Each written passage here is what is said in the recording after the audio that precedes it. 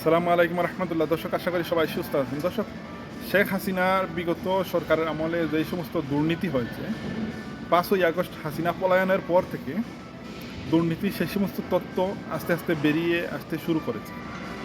সম্প্রতি মানবজমিন একটি রিপোর্ট প্রকাশ করছে।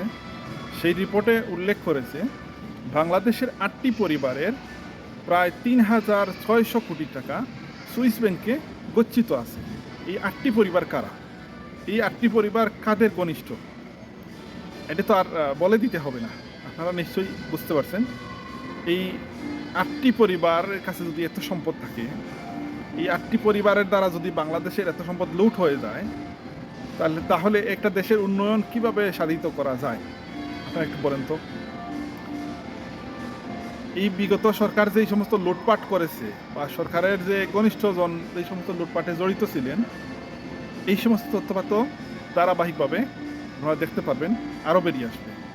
তো এখান থেকে আমাদের শিক্ষা কি?